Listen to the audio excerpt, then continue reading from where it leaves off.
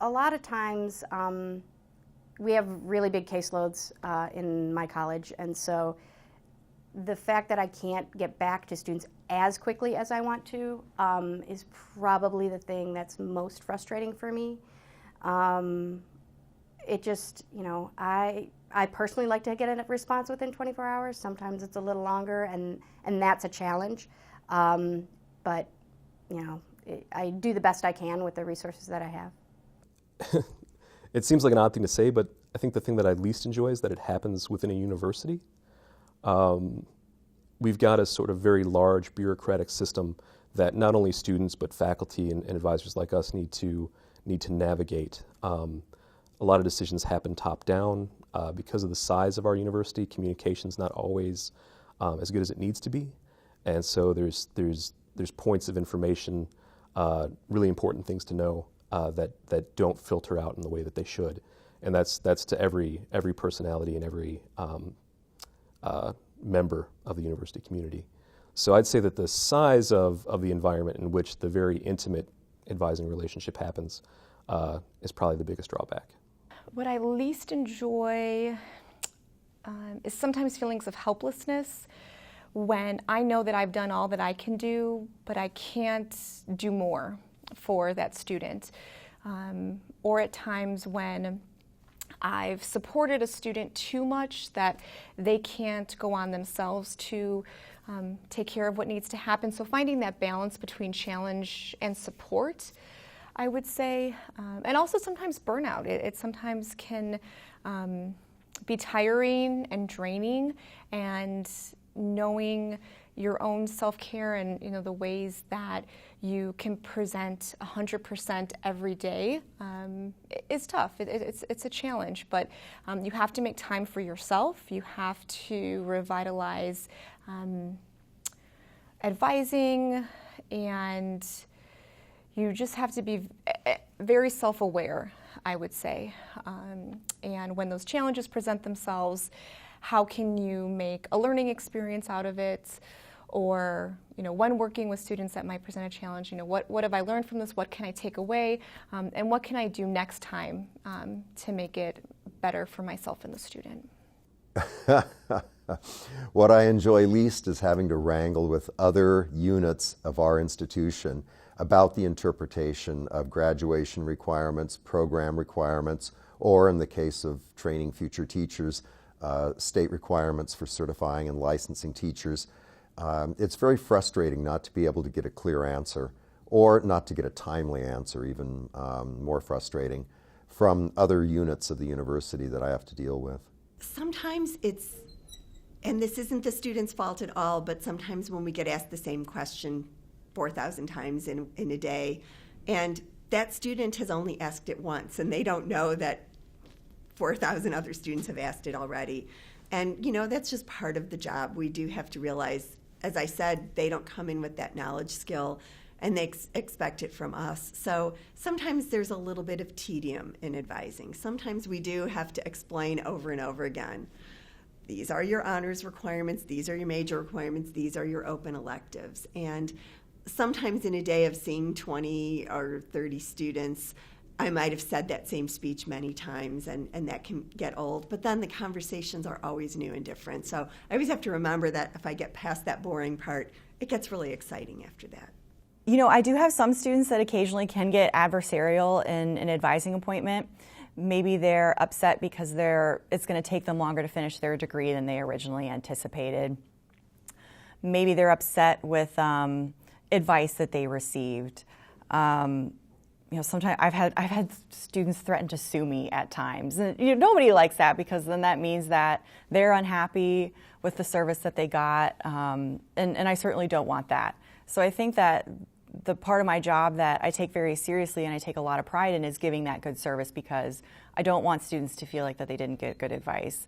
I do want students to feel like that they can come to me if they've got a problem or an issue. So I think the students that can occasionally get combative or adversarial, those are tough students to work with.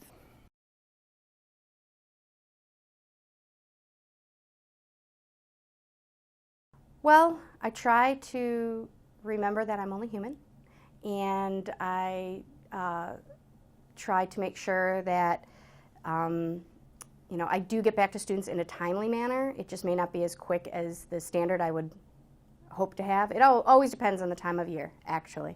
So, but I definitely try to make sure that I keep it in perspective. And my coworkers are a huge help with that. I love the people I work with, and that really makes a difference for me. Well, again, I try to be proactive with that. I try to send out a lot of information to students and provide them with a lot of materials so that they come equipped with a certain knowledge. But the rest, I just have to understand that it may be my 10th time saying it this hour, but it's their first time hearing it, and I just have to cope with that. Every job has its tedium. I guess I'm still kind of learning how to cope with those types of students. I think I draw back a lot to my counseling skills when I was in my counseling graduate program. So thinking about that empathy piece, like, okay, what's going on in the student's life or situation to make them kind of come off to me as abrasive or challenging. What's the sort of cliche? Everyone's fighting a battle, I guess.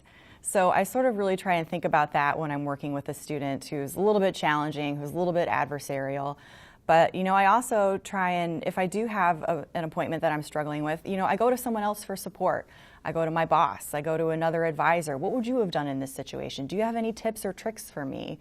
So getting some guidance on a difficult advising appointment can definitely help a lot too. And then I think just kind of like being sure to like take good care of myself. So I know that sounds sort of silly too, but like if I've had a stressful day, like going for a run or going to the gym or drinking a lot of water and eating good food, those sorts of things kind of help me emotionally too if I've had a difficult day or maybe a difficult student that I saw. Well, I try to keep a level head, not take it personally if someone doesn't respond to a phone call or email that's marked urgent for a week, and just be genial. Whenever I'm working with staff and other units, try to talk to them on a personal level, informally even, wherever possible, so that I can develop a better personal rapport with them. And that's helped a lot in overcoming some of the frustration that I know they have also when they can't find the information or provide the answers that they do want to provide. I talk to colleagues.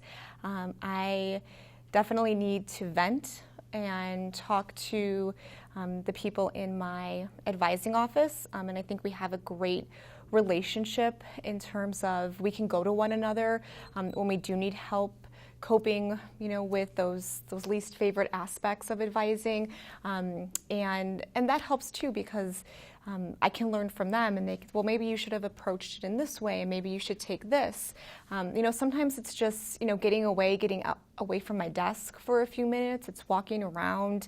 Sometimes I look at the thank you notes and I say, okay, well, for this person, I had this impact. Okay, so I know that I'm doing good work and what I'm putting out there, and maybe this was just a bad day. And bad days they're inevitable. It's inevitable that things are not going to go as planned, but you have to have a plan B in your pocket and just be able to roll with the punches, to be very flexible, and to always be positive and to remember why we're here at the end of the day. For me, it's to focus on the one-on-one aspect first. Personal philosophy, not just professional philosophy, is that really great things happen from the ground up, a sort of grassroots approach to whatever you do professionally, whatever you do personally. Whatever works for your family might not work for your family at large, but you hold true to the life that you've built for yourself. And I think the same thing happens for me and my advisees. I've made a connection with you. I know what you want and where you want to go. Let me help you get the university out of your way so you can get there.